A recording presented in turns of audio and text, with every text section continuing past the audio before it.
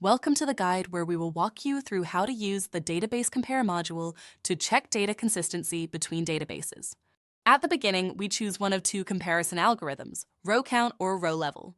Row count is a quick method that checks whether the number of records in the tables matches, but it does not analyze the data itself. Row level is a detailed comparison row by row and value by value. It's great for audits and before system migrations. In this example, we'll choose row level and continue. In the Connections tab, we select a direct connection, so there's no need to install additional software on the database servers. We set the source and target databases, test the connection, and if everything works, we move on. In the Mapping Rules step, we select the source and target schemas. Next, we define how to match the tables. We can use the exact names option, which matches tables with identical names in both schemas, or use wildcard patterns to match tables based on naming patterns. In this example, we'll choose exact names and proceed. In the mapping step, we see a list of table pairs matched between the two databases. In our case, 3 tables were matched automatically and 1 was not. In such cases, we can manually select the missing table to complete the mapping.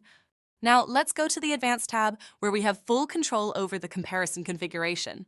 The first section is a view showing the complete list of all previously selected table pairs. Each row represents a pair of tables, source and target, that will be compared. We can easily see, based on colored indicators, which tables are correctly configured and ready and which require attention. On the left side, there are toggles that let you exclude selected table pairs, helpful when you want to temporarily skip them from the comparison. To configure a specific table pair, simply click it in the list. A dialog window will open where you can precisely define how the comparison should be done. The first tab is Columns. Here we can manually map or exclude columns from comparison and define the comparison key, a set of columns that identify records and allow matching rows between source and target. This could be a primary key, unique index, or manually selected columns. The second tab is Conditional Processing. It allows you to limit the comparison scope by applying SQL conditions on selected columns. The conditions entered can be validated and the matching data previewed. The third tab, Delta Processing, allows you to compare only the data that has changed over time. Let's assume the system feeding the database adds a timestamp column to every table. Such a column is replicated along with the data. In Delta Processing, we mark this column as the change tracking column and then define the comparison range by setting 2 points in time. T0 the starting point and T1 the end point.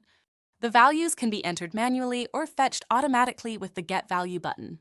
Once the comparison is complete, the system saves a T2 value, which will become the new T0 in the next run. This way, the process only analyzes changes within the defined interval and is perfect for cyclical use. After configuration is complete, we move to the Summary tab, where we name the comparison and optionally add tags to make it easier to find later. We now start the comparison process. Once finished, the results show how many operations need to be performed on the target database, how many records should be added, modified, or deleted. We can click on a table pair to view the detailed differences, and then generate an SQL script to align the target table with the source. And that's it! You now have all the knowledge you need to perform data reconciliation. Thank you for watching.